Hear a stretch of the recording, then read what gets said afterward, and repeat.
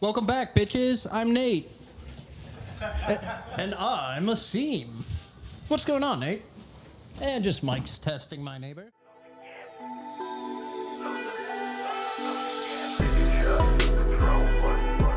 Guys, welcome back to episode 23 of the Strong AF Club podcast. As always, I'm still Nate Craig, joined by... Still Asim Fayez. Guys, you've got the routine, the discipline, and the gains. But underneath it all, what are you really building?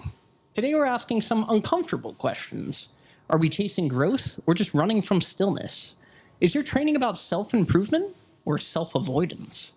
And what happens when the strongest version of you still does not feel whole? So let's just jump straight into it. Guys, as always, just want to say thank you to everybody that's been commenting on Spotify, YouTube, all that stuff. Wouldn't be possible without you. And actually, we've been slacking. We need to jump on some of those Spotify comments because we've missed a couple. Apparently there's a bunch, so. That's what I'm saying. So sorry about that. But anywho, let's get to the first question, which is, are we over-optimizing everything and forgetting just how to live? And what I mean by that is right this second, I can tell you my heart rate, my sleep score, my HRV. There's so many little metrics, and with smartwatches and all these things, there's, calorie counting, whoops. I know secretly you're sponsored by them and you just won't admit it. But point being, are we forgetting just how to live healthily and using all these devices as kind of like a crutch? Because it's almost overwhelming. That's a tough one, man. Because I feel like on one end, it's exposing how unhealthy people are. Because most people live in a fallacy life. Like, oh, I ate my salad. I ate my chicken breasts. You also had a quart of ranch. So that salad's not so healthy now. And it's like I got my 10,000 steps, but in reality, it was you just swinging your arm. It's like, I think people live in a false sense of reality. So I think on one end, the devices help a fuck ton on revealing what's actually happening for the most part. I mean, obviously, you can still play the game. You can still game the game. Yeah. But I think there's that other side of the coin, which those who know me know that I fall victim to this sometimes, is where you get a little too gamified with it, where it becomes this like obsessive game. Mm-hmm. And like, as long as it's not like negatively impacting your decisions in your day, and you're still doing the things you need to do, I don't think it's necessarily a problem. I think when it becomes a problem is when you start allowing those things to actually affect your happiness, your emotions, and your decisions in your day, and have those decisions be impacted like the decisions that are impacted are your duties for the day. Mm-hmm. Like if it's impacting you, like my HRV is pretty bad, and my resting heart rate is pretty bad. Maybe I should get a little bit better sleep and do some cardio. That's probably not a bad move. Yeah. Now, if you're saying my HRV in my is bad, and my resting heart rate is bad, I need to get some more sleep, so I'm not going to do my job or take care of my kid or feed my dog. That's a problem. Yeah. So I think like there's that balance where it's like, as long as you're like actually doing your duty and the things you need to be doing in your day to not be like a piece of shit, then yes, I think they're useful. But just like I think it reveals a lot for people, I think it can also reveal a lot for people. Because if you it reveals your negatives by showing you how unhealthy you actually are. It can also reveal your obsessiveness and how quick you are to actually push aside it almost could be like you know what, I couldn't do that today. My whoop told me I needed a rest. But like you still have that dog in you, and low key probably could. Or it allows you to justify being lazy. I'm not recovered, and this is something I have seen with some of us, not with people, I would say per se, but I have noticed that sometimes people will err on the side of caution to improve their recovery rating. Mm-hmm. Whether it's their body battery, if you're on Garmin, their whoop to get in the green, and to do so, they actually just do less shit in their day. And it's like, well, no shit, you're recovered. Part of the adaptation phase is to be in a fatigue state. Mm-hmm. So if you're increasing volume, changing training modale, or increasing intensity, you're going to go through a period where your body battery is going to be lower, or your whoop rating is not going to be green, it's going to be yellow for a while. And then, as your body recovers and adapts to it, your VO2 max goes up, everything improves. Now it goes green, your body battery's higher because your body's now adapted to it. You can't just change stimulus and expect your body to be recovered. Right. So I think on one end, it is going to expose how unhealthy people are. And I think on the other end, it might actually justify people to be more lazy than they should be. I agree with that. And I will say, just from personal experience, the biggest weight loss, because I used to be a torta. And I ended up the most weight I ever lost and the healthiest I felt, aside from right now. I actually didn't count macros at all. I didn't have a smartwatch. There was only 2 rules that I pretty much lived by. One of them, diet is so goddamn important. One of the things was I have to be able to pronounce every ingredient in what I'm eating. Might sound like a silly rule, but for me, I was all in like the farmer's market. You know, I want to know where my food comes from kind of thing. And just that alone ended up making me lose a good amount of weight. It was right when I first started with you. But I do think that all these smart devices and metrics and stuff like that, it can be beneficial. It can be used as a crutch. But deep down, I think people know what to do. Yeah. You can use it as supplementary help to kind of confirm what you're thinking. But like, you should get 8 hours of sleep. You shouldn't be binge eating. And I'll say 100% I agree with that, because what the hell did people do before this? Yeah. Before we had a tech, was everyone just out of shape? No. People were getting in shape far before we had this optimization of exercise selection, optimization of devices to track and measure, and all these metrics and fucking body scans. Like, you don't need a body fat reader to tell you if you have a lot of body fat or not. Yeah. Like, can you see your abs or no? It's a pretty good, easy metric. No. People ask me, sometimes they'll send me photos and like, hey, what do you think my body fat percentage is? I was like, dude, I don't fucking know. But I can tell you it's not in this range. Like, I can tell you it's not 8. Yeah, like, the thing is, like, the amount of people think that they're single digit. I have almost rarely ever met anyone, besides like maybe Philippe, that actually walks around single digit. You shouldn't be for too long. I mean, it's not easy to, because when they're measuring body fat percentages, also like the fat around your organs, reproductive tissue, stuff like that. So it's like, for a female, that's not fucking happening. It's really unhealthy to get that low, just because anatomy, they're different. But for like us, it's like getting that low. Most people don't actually thrive in that low of a state. Some do, most don't. So I'd say, like, how do you like the for the visuals for, like, say, body fat? If you're trying to measure body fat, do you really need to go and do an in-body or a caliper test to like to dictate whether or not you feel good about your progress? No. Like, do you close fit better? Do you feel better? How's your energy? Do you like what you see in the mirror? Are people commenting on your can other people see your progress, or is it just in your head? Right? If everyone around you is seeing your progress, your clothes are fitting better, and you definitively feel better, energy's better, etc., then yeah, you're probably going in the right direction. Keep going. Like, stop fucking majoring in the minors and allowing a device like a scale or a body fat percentage to dictate your happiness. Yeah. At the end of the day, you don't walk around the number above your head, you walk around the body in your clothes. So why are you tripping over something that no one else can see but you? That was a bar. Damn, throw that in the song. Yeah. Hey, yo. But, like, yeah, dude, I But think... and kind of, oh God, I'm gonna lose it. Go, send it. I think, yeah, before all these smartwatches and all that kind of stuff, no, it's gone. God, I was so close. Cooking.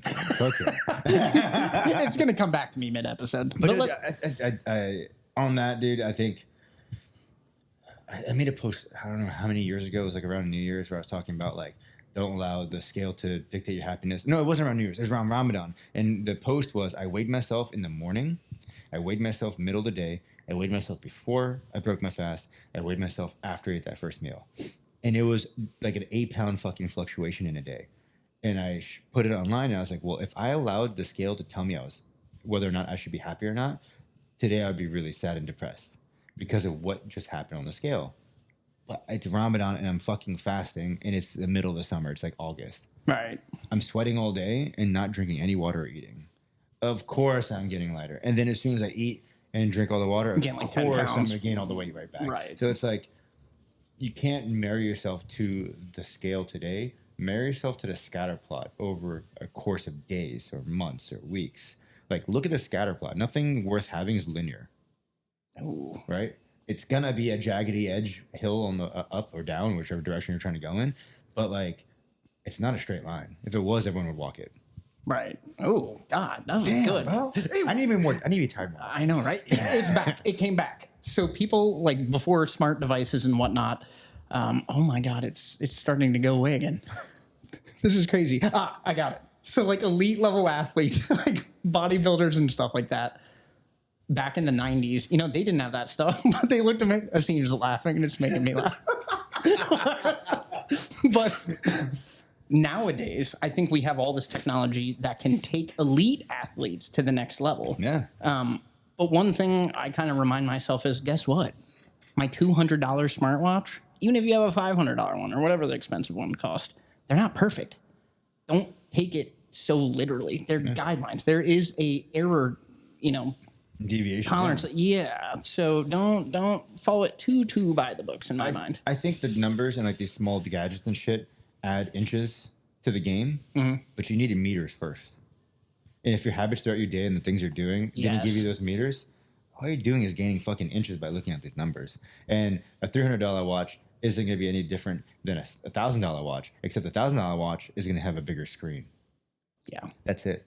So if you suck, it's going to say it on a bigger screen. That's why I bought the smallest faced watch so I don't have to see I don't even that. have a screen on mine. That's facts. Whoop, Whoops don't sponsor have me. screens. You already did. But anyways, question number 2. Is it possible to train for something without letting it define you? And before you answer that, the answer is yes. Of course you can. But at the same time, I think when people are pursuing aesthetics, strength, competition, a lot of times they tie that to their identity and worth and whatnot. And I know you see it all the time. Oh, dude, I was there. That's how the fuck you think this all started. Yeah. It was that. Do you think that's like a healthy kind of habit? Because it's like, oh, this is me, and it keeps pushing you to the next level. Or do you think do not tie yourself to your sport or whatnot? Because if something ever happens, then how do you define yourself? You know, if There's a big difference between saying, "Hi, I'm Coach Asim," versus "Hi, I'm Asim." That's a coach. You can have your identity that then does things. Now you have the freedom to do other things, or you're that identity of the thing you do. And now when you can't do that thing anymore, you don't know who you are. Let's say you're a grappler. We deal with a lot of grapplers. If your identity is that belt and your identity is grappling and you have nothing else going for you, you have no other way to describe yourself besides I do jiu-jitsu, I'm a grappler, I'm a jiu-jitsu, what the fuck you want to call yourself. Yeah. And then you get injured. You can't train. Yeah. You have a kid. Something pulls you away. Is that really a reason to like? I'm the do it? used to be grappler. Used to be, right? So it's like, or you can be like, I'm the guy who is XYZ that also grapples, does art, coaches, podcasts, whatever the fuck. It's how you describe yourself is so fucking important, especially to yourself. If someone says, "Who are you?" and you say, I'm sorry, guys. We got the world's loudest ice maker. I don't know if y'all can hear that. I'm sorry, dude. We're episode 23 is just us laughing for a half hour. Anyways, I apologize. And it was so slow. But no, so I think the issue is like if you think about like if you just ask yourself, who am I? And it is literally all you're doing is labeling off things you do and the people around you, and then yourself. Yeah. It's like, your identity is attached to other things and people. Or it's you yourself that does X, Y, Z, et cetera, et cetera, et cetera. Now you have the freedom to remove and add new things without losing your identity. Versus if you say what you do and then you have your name, whenever you remove something, you lose a part of your identity.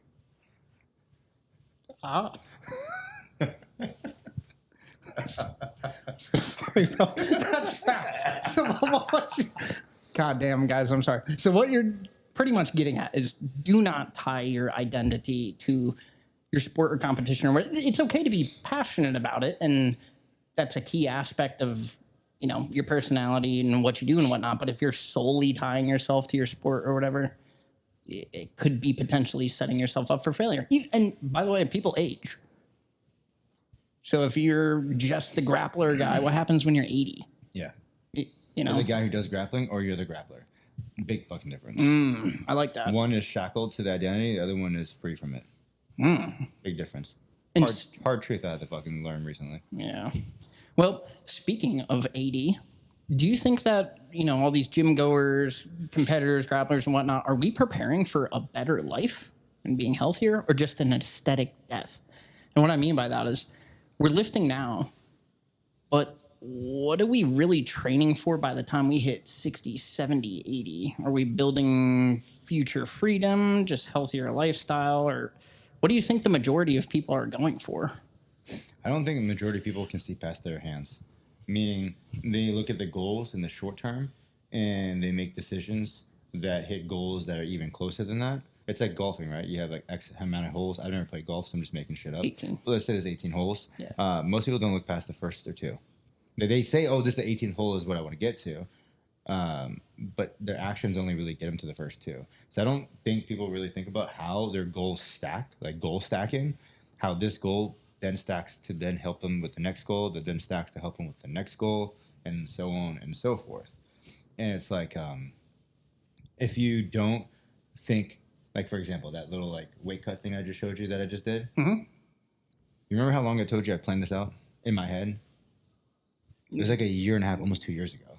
Yeah, I know you go through But ebbs and flows. but it was like stacking goals to then get to a certain point. But part of like the strength and the build up and the bulk up was to then eventually cut down, to then eventually build up, to then eventually cut down, to then have the goal physique I want next year. The goal physique I want to have is the end of next summer, if I'm lucky, beginning of the summer. What is that, by the way? You trying to be like 200 pure muscle? Not pure muscle, but have the upper body thickness ish that I had in December at the leanness I had on Tuesday of this week. Okay. Yeah, like that would be ideal. But it's gonna take a long time. That's not gonna happen overnight. So with that being said, I think people don't stack goals. But then it's like, okay, well, where does that go? Well, increasing that cardiovascular health increases that longevity later on. Hitting all the strength goals and checking that box off early will now allow for you to then work on other things that actually increase your shelf life.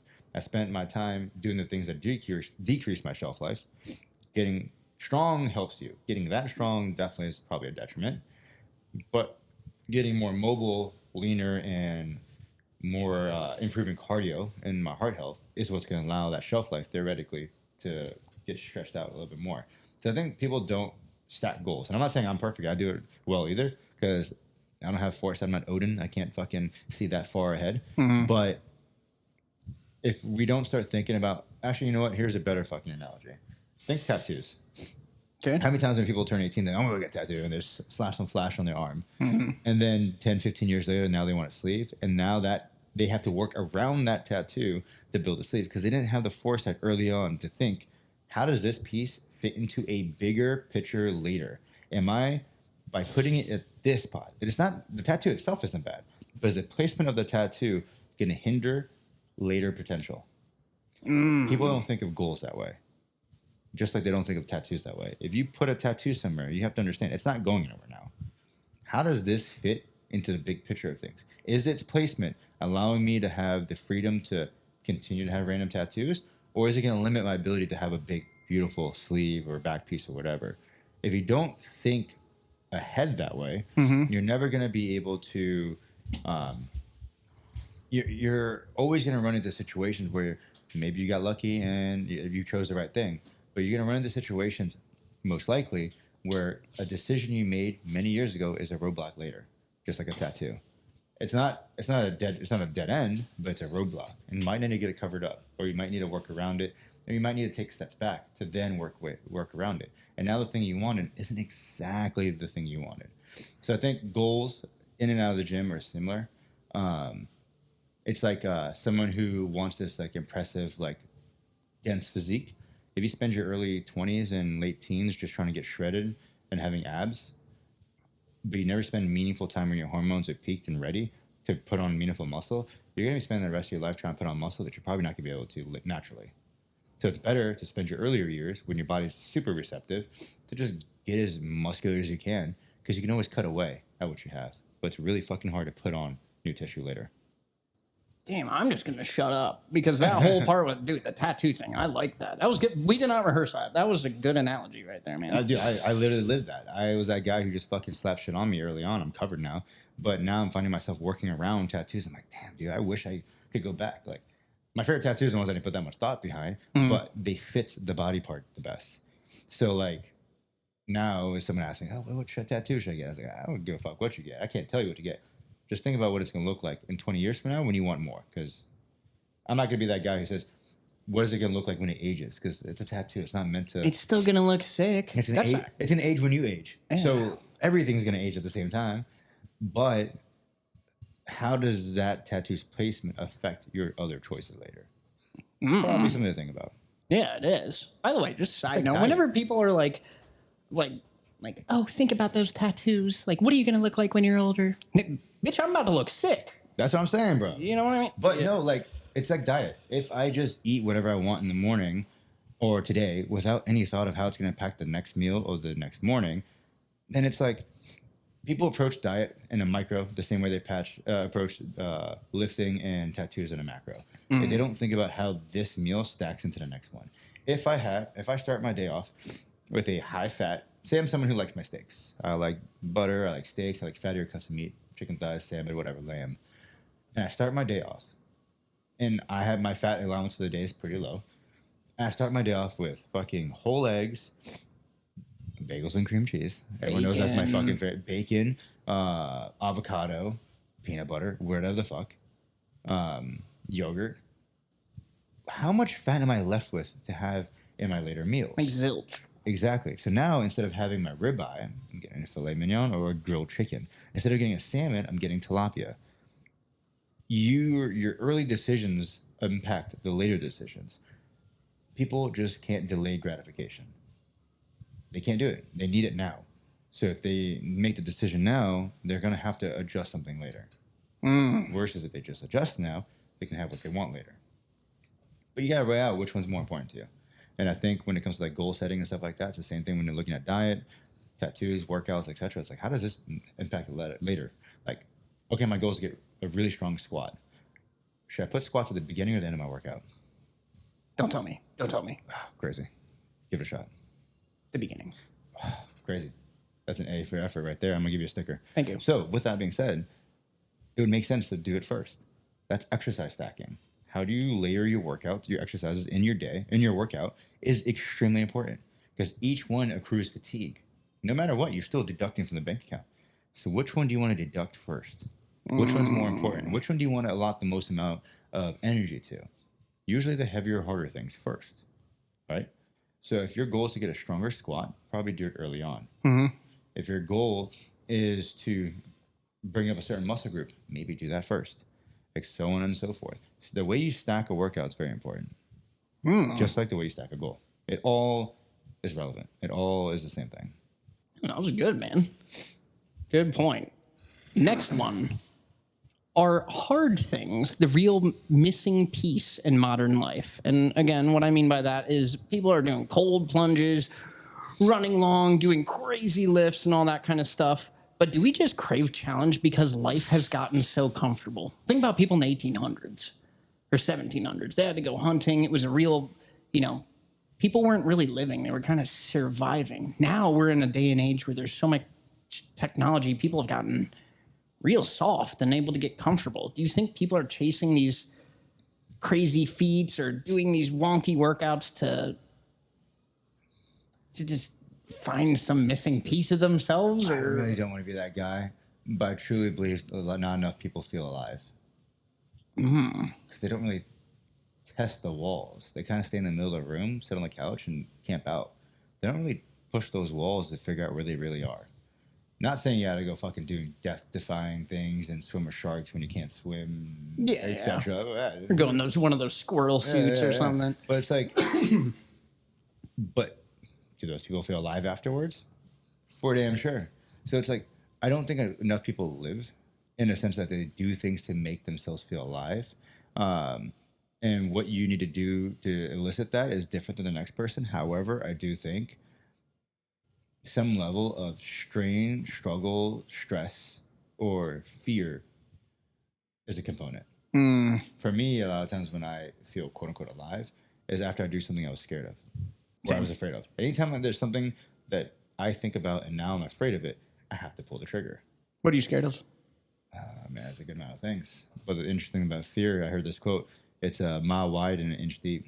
And what I find every time I face something that's scary, I jump in. I realize I'm only fucking ankle deep in that water, and it's like, wow, this Mm. actually wasn't that bad.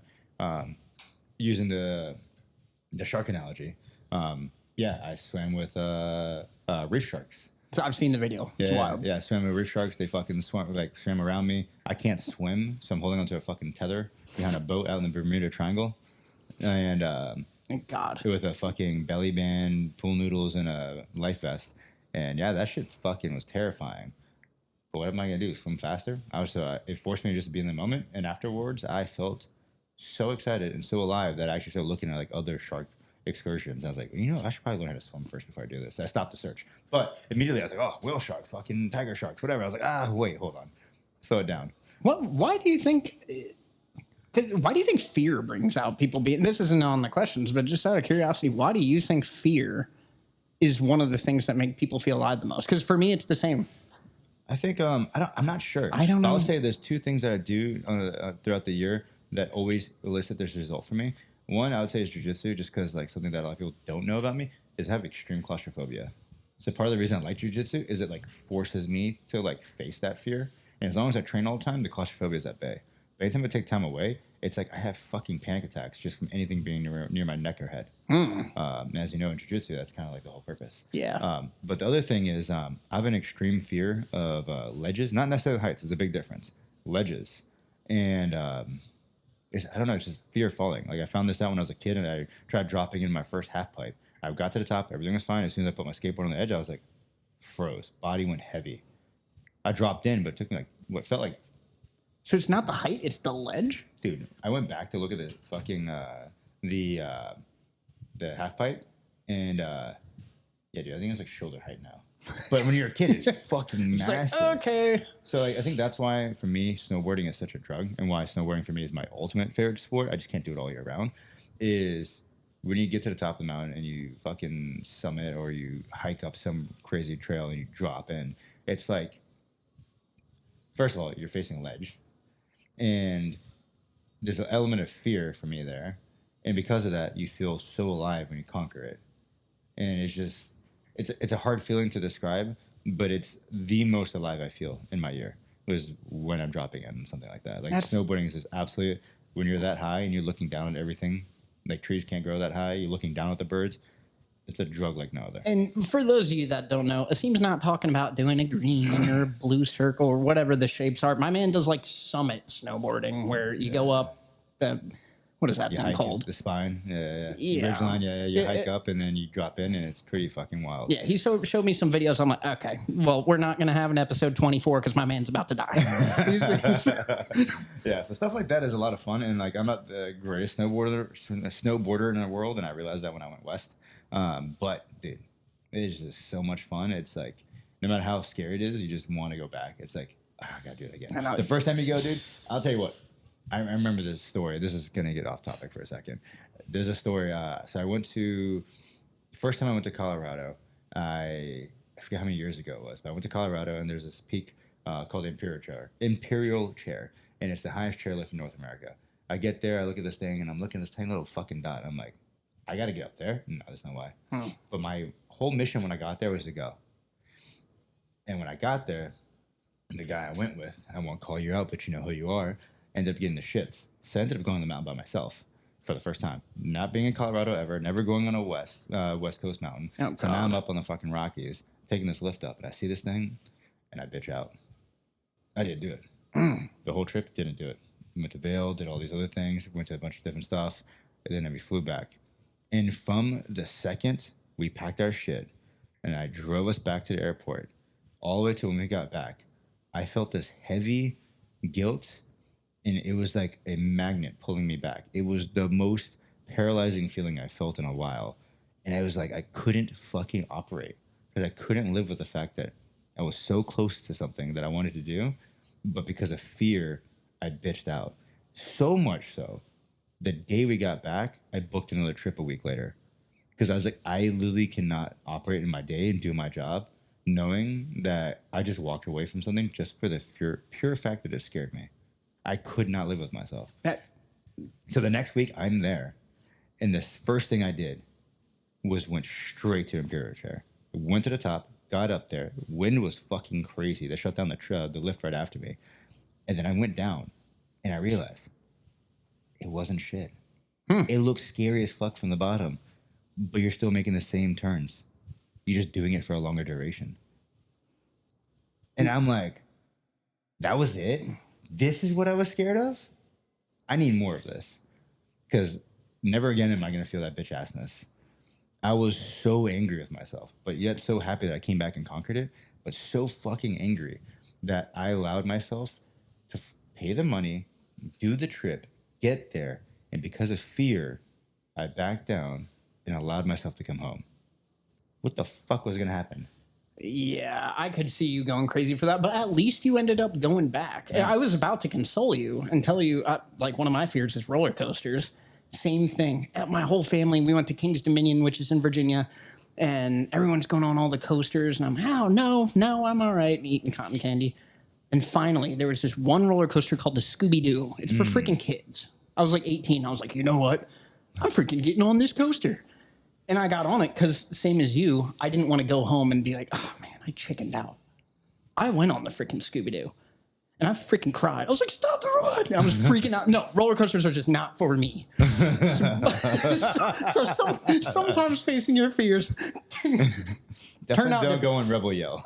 no, you won't catch me dead. But yeah, at least you went back there and you faced it, and I bet you that made you feel pretty alive. I felt alive too. 100%. Also embarrassed. So now when I have decisions that I know that are generally like probably a good decision and or things that are an experience that I've always wanted, and when the time comes, fear hits me. Yeah. I have to just do it right then and there. If you don't think about it and just kind of send it. Yeah, that's literally why it's on my knuckles. It says full send was because like I could not. I realized with myself, if I allow myself to think on a decision, I'm gonna think myself out of a decision. So now, as long as I check off the boxes, is it safe? Does it move me forward in my goal? And is it something that I actually did want to do? Yeah, I'm gonna go. And when I say safe, I'm not gonna fucking. The likelihood of me dying is super low, not super low, but like it's not super high. Then let's go. Right? Obviously, sharks are not the best. That wasn't the best move. I probably had a better trip. The red flag should have been when they were drinking rum on the way out there. And we're in a small little fucking boat, and I'm like, where are we? And they're like, oh, we're in the Bermuda Triangle. I'm like, how the fuck did we get over here? We've been out to sea like for almost an hour now. Yeah. Be like, can we go to the Atlantic Square? Because I've heard a lot about this triangle, and it's not so hot. Yeah. So for me, it was, yeah. As long as it hits those things, man, just pull the trigger. Don't overthink it. Because if you think too much, you'll think yourself out of a decision. I agree. Next question is, what are your biggest fitness red flags for coaches, influencers, or just mindsets overall? And this one's pretty juicy, because what trends or advice scream kind of like, get out now? No pain, no gain. People who say no pain, no gain. That's a good one. People who say, coaches who say, yeah, just do more, but they don't take into consideration where the athlete actually is and allows them to move at their pace. They force the athlete to move at their pace. Coaches who only post about themselves, not their athletes. Coaches who only highlight themselves, not their athletes. Coaches, when they're talking to the athletes or their clients, talk about their accolades and their achievements. You guys don't give a fuck what I've done. You guys don't care what my accolades are. You don't even care where I went to school and what lifts I've done. That's for me. It's not your business. This is your time. This is your moment. You're the lead character in this movie. You're not the support role in my movie. That's the issue, is when I think coaches start treating people like they're the support role in their movies. That's where I have a big red flag. So if you walk around with that kind of demeanor, there's no fucking way you're ever going to be in my circle. Or have our respect. There's just no way. Because it's an honor that person worked their ass off to earn that money, to then eventually exchange not only their time, but the money that they exchange time for, to then give you so you can take them down a journey that they probably could have just fucking ChatGPT'd. But instead, they decided to give you the money. And if you don't honor that, you're a piece of shit. I stand by that one on all 10 toes for sure. Yeah, man, I just pressed a button or something. I mean, you're No, honestly this right. is a subject that definitely, like, genuinely does piss me off because it's like, well, I want to say piss me off, but annoys me because it's like there's too much of a God complex when people become coaches, and it's like, oh yeah, you should just listen to me. It's like, well, why? At the end of the day, you're still dealing with a human being. Right. So I think on the coaching side, it's like that God complex, me, look at me. You should all train with me. This is why, look at me. Rather than like, well, what can you do for them? Who can you show them that's like them? Highlight your clients, not yourself. No one gives a fuck about you. Ooh. That's a hard pill I had to swallow a long time ago and got over. What about okay, so I think you nailed the coach one, and I agree with you. I wouldn't want a coach that's just flexing all the time. It's like, buddy, I'm not here giving you my money to hear all about you. What can you do for me? Do you have a client that's similar build, prior medical conditions, whatnot? But what about for clients? Well, first, I like to make sure that the vibe check with the client and I works because at the end of the day, we're hoping for a long-term relationship, not short-term. So this is someone I can't see myself engaging with on a regular basis. It's probably gonna be a problem. People who start asking for discounts and deals up front. Well, if you give me a deal, I'll bring in my family. It's like, well, show me your family.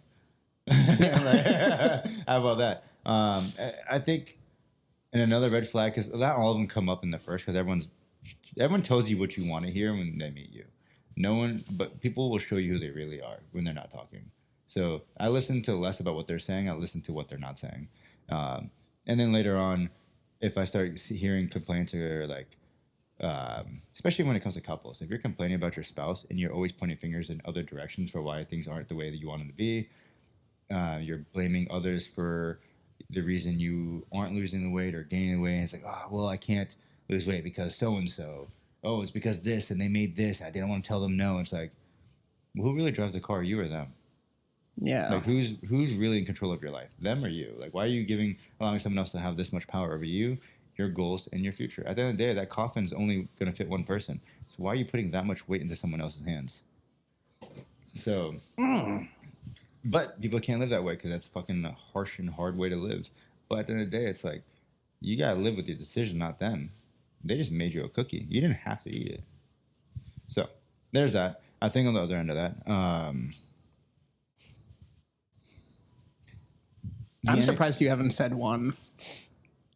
People that listen. Like a red flag? Like a red flag of somebody that might come in looking for a coach to take them to that next level. But then when you give them a program or something like that, they just don't follow or don't listen. It's like, okay, that's a really good point. If I have to repeat myself and tell you the same thing over and over again, a younger version of me would say, Darwinism, if he dies, he dies. But at the end of the day, what I've realized is, whether you pay me $5 or $5,000, all people know is that you are associated with us, you train under us, and your result or lack of happened with us or didn't happen with us. So if you're not listening to the things we tell you to do and we're giving you realistic things to hit, realistic goals in a realistic time frame, not this far-fetched, eat 6 meals a day, chicken, broccoli, rice, work out 5 days a week, body parts split, 30 minutes of cardio in the morning, Sam Sulek style, blah, blah, blah. Like, that's not what we're doing here. We're giving you realistic fucking targets. If you can't at least do that, or at least give it a valiant effort, then we're probably not the place for you. And that's okay. Yeah. And if you are constantly making excuses for why you can't do something and you keep blaming others, and all you do when you come in here is just complain, and I get it. Like, lifting is therapy for some people, and this is bro time, girl time, whatever you want to call it. But like, if the entire session, the majority of it is negative speak, and after the session I feel drained and not fired up, it's probably time for you to go, and or maybe you should be with a therapist, not a trainer. Ooh. You know? Or maybe you should have a discussion with your partner, because if you're really this unhappy, why are you telling the world? Tell them. Yeah, exactly. And I think even myself, when I joined the gym just over a year ago, I would come in, I'd always be like, work sucked today or whatever. And we're like, I'm so busy or blah, blah, blah, blah, blah. Then I started meeting some of the people that come here. I'm like, dude, I'm not as busy as this guy. You know, my day at work wasn't as hard as this nurse. Yeah. You know, and it changed. Now I make it a point to never complain when I come in. I think what you just described there is you framed it differently. I think framing the narrative is so important, reframing it. So like, what you did there was you could have allowed yourself to just keep believing that you're so busy, but then you reframed it to empower yourself to look beyond that and say, okay, well, I'm busy. This is the time I do have. What can I do with it? Mm-hmm. Versus most people focus on the busy time and not about the free time, and they just swallow their free time up with complaining about the busy time. And it's like there's always someone busier. There's always someone working harder. There's always someone that has more issues than you. There's always someone who has something more than you or less than you. Yeah. Stop worrying about other plates. Like, just look, this is the card you're dealt with. Make it happen. Work. Do something. Something is better than nothing. Mm-hmm. You don't have to be 100% 100% of the time. Right? Yeah. Volume accrues no matter what. Whether the investment is $100 today, $1,000 tomorrow, or $1 the next day, it's still accruing. And it's compounding interest over time. If you can just keep pushing forward and do something when you feel like doing nothing, you're going to keep the momentum going forward. Especially, I know for people like you and I, which we like to say we're like momentum embodied. If you roll the ball in any direction, we'll go, whether it's rest days or workout days. If I give myself rest days, I will take rest days. If I work out every day, I'll work out every day. That's why vacations are hard for me, dude, personally, because like if I get, like I went to Aruba for 10 days and I chilled.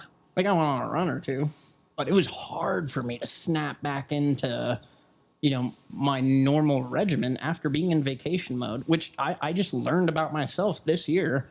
I kind of just have to, we've done 23 episodes of this show, and really a lot of it just comes down to, you don't need to be a superstar. You don't need to have your diet perfect. You don't need to work out 10 hours a day. Just be consistent. That's really it.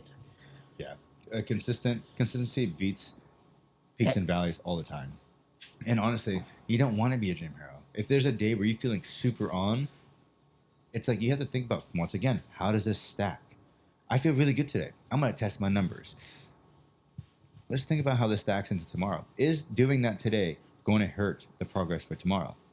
Why would you do something today to make tomorrow harder? That makes no sense. Unless it's like a competition or something like that. Yeah. Like, for example, yesterday, someone asked Tyler to max out his deadlift, and he was like, he looked at me, he was like, should I do it?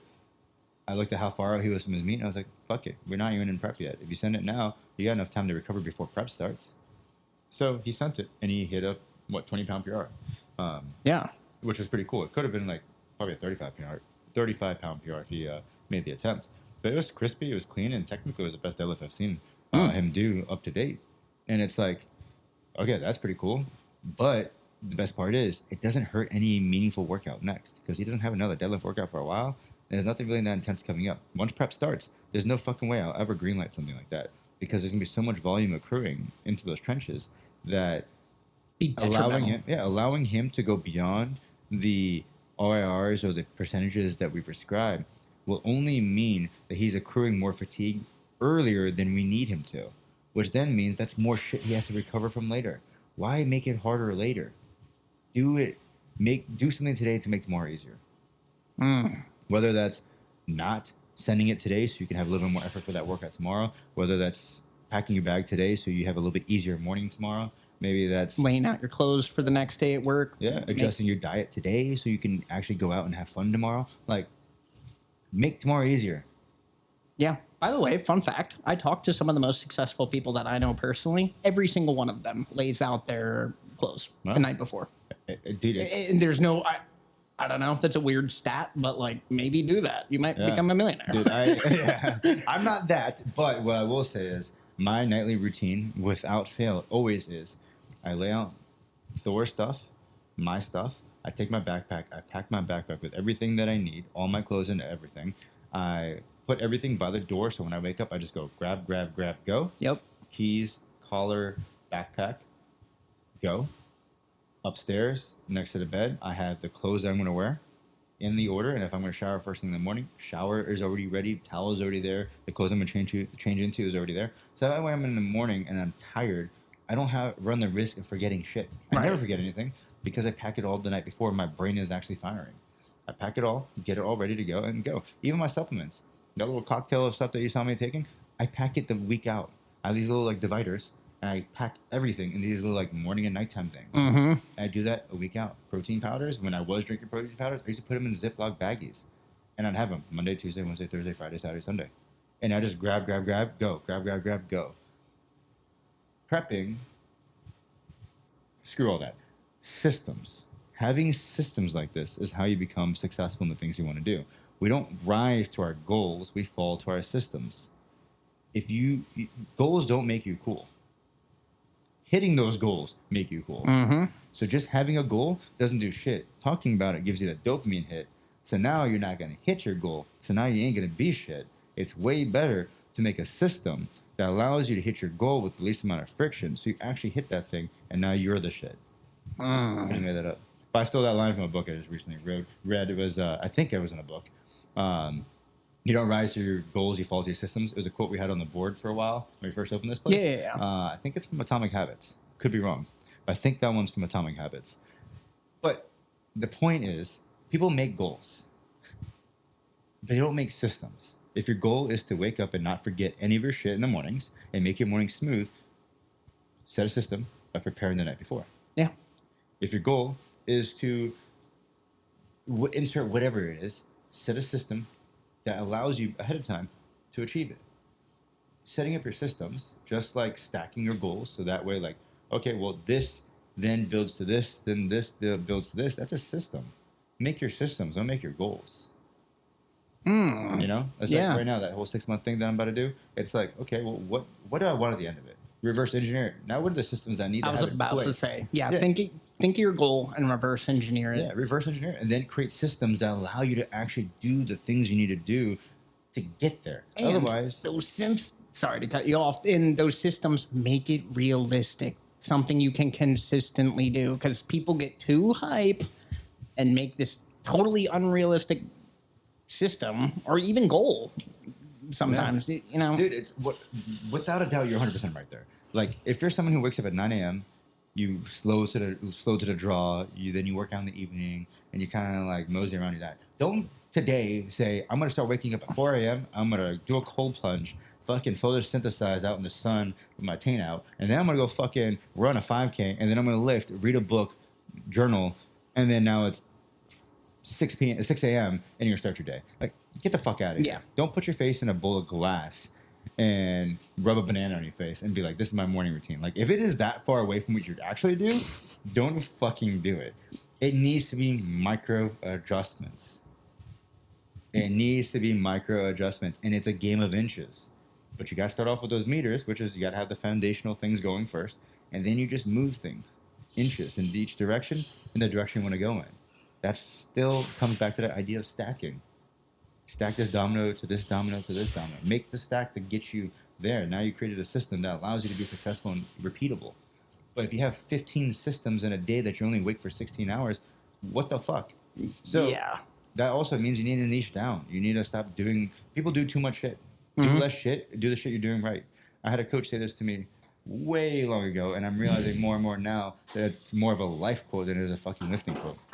He was my first official lifting coach when I was competing.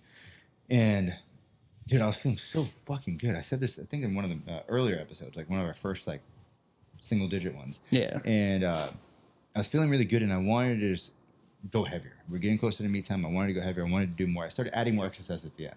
And I started jotting down all the exercises I was adding in because I had all this fucking energy. And he hit me with the line that took me a long time to really understand it because it was so simple. I was like, dude, fuck you. Later on, I realized the simplicity, but the complexity behind it. More is not better. Better is better. Instead of doing more shit, how about you do the shit you were doing better? It's essentially what he was telling me. So I started looking later in life, like more recently, started looking at my day and I was like, instead of trying to fit more things in, why don't I just try to be more effective in the things that I am doing? Okay, cool. Now maybe I start cutting things out so I can be even more effective in the things I'm doing. What's more impressive and what's more exciting to talk about? Being a jack of all trades, master of none, equally sucking at everything you do in your day, or picking a few things that you're a surgeon in? Yeah, I think I know the answer. I think everyone knows the answer. If you don't know the fucking answer, turn this podcast off. Go back to episode 1 and restart. Don't actually, though. Keep us up, please. We need you. Yeah, we need your likes. Like, subscribe, and then turn it off. Yeah, that's all right. On that note, I got one more fun question for you. What is the realest lesson the gym ever taught you about life? Fuck. I'll think about it too. I can't just throw you out there to the wolves. Realest lesson the gym ever taught me about, dude. It just comes back to the same thing for me. I think I've always gone through bursts of inspiration at the gym, where I would be like super diligent, very consistent for about 6 months. Then I'd completely fall off for a year. Then I'd come back for a couple months once I got fat. Yeah, and then when I got semi-skinny again, then I just fall back off. And I think one thing the gym taught me is, again, you don't need to be perfect. Just show up and be consistent. And if you do, by the way, that's how you're going to see the best results over time. That translates to my work. I don't need to be the fucking rock star all the time at work. I need to show up. I need to do my job, be consistent, be a good employee, and over time will end up paying off. It really translates to all aspects of life, even relationships. If you're taking your girlfriend out or your boyfriend or something like that on all these amazing dates and blowing all your money and stuff like that, well, you're not going to be able to consistently keep that up. Now you're all stressed about money, and you're not going to be able to be the best partner you can be because you're all stressed out. Versus if you just realistically, budget stuff out, you date nights every Tuesday or something like that, you're able to keep it consistent. Consistency. That's what it taught me. For those who know me are going to know how deep this one hits. Okay. Those who don't, hopefully it still hits. Don't forget why you started. I think one of the biggest life lessons that I've been smacked in the face with way too many fucking times recently is losing sight of why I did everything I did. Not just in the gym, but like in life, especially in business. In the gym, it was because I enjoyed it. I loved the fun, and it was the purity behind the lifting, right? Jiu-jitsu, same thing. In business, it was freedom. Freedom of choice, right? Mm-hmm. But somewhere along the lines, you start chasing the shiny object of more money, more plates, more whatever, just more. Yeah. I think that's human nature. That's human nature. But when you chase more so much, you forget why you were chasing in the first place. When you run so fast after something that is a moving target at all times, and you never hit it, sometimes you forget why you're running in the first place. Sometimes you lose sight of the thing you're running from. So I think for me, the hardest lesson that I'm still learning, that I've fortunately and unfortunately have had to learn in life, is don't forget why you're doing this. Because, damn, bro, that one hits. So, yeah, I mean, to your point, I know where you're going. And if you don't know the why, then what are you doing? Yeah. That can tie into so many episodes that we've done. Functional training. Well, what's functional to you? What is your goal? Yeah. Why? Yeah, I think, man, don't lose sight of why you started. Because was that the comparisons to the thief of joy, whatever was it? Yeah, comparison is the thief of joy. Things like that apply to this, right? And like we were just saying before the podcast started, when we were talking about that, and like even like the rat race of like the business side, the business world, it's like, don't get me wrong, it's fun, and I'm not gonna stop, but you need something to ground you. Yes, you need that lighthouse.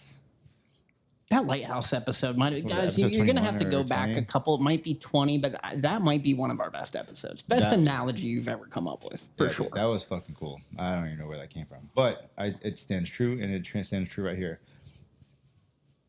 You can go explore the sea and chase whatever current you want, but that lighthouse needs to be there. It needs to be your beacon.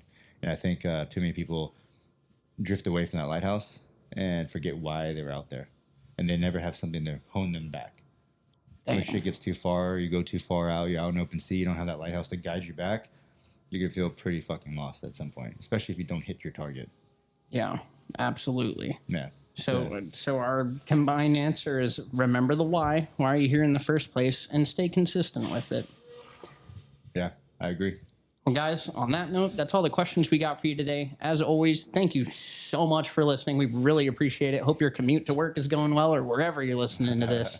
Remember to like, comment, and subscribe. And for those of you that don't know, if you go to novabarbellclub.com, there's a little announcement banner at the top. One of our coaches, Katie, she started a core and mobility program, and it's awesome. It's every Saturday and Sunday. But check it out, guys. Absolutely. And also a quick shout out to two other podcasts that have always supported us and helped us out. First and foremost, the guy who actually made this shit possible, Raph, Verbal Tap Podcast and Grappling Hour. None of this shit would be possible if it wasn't for him. Literally on FaceTime, walking me through at Micro Center what to buy, and then walking Nate and I through exactly what to do with the editing, because we did not know what the fuck we were doing, what mics to get, what chords, even sound, audio, everything. He literally walked us through Such everything. a cool dude. And then has been helping us with the audio ever since. That dude is the reason all this shit is happening. And then the Scott and Mike from Fighters Drinking Coffee, our homies, our long lost podcast lovers. They'll know.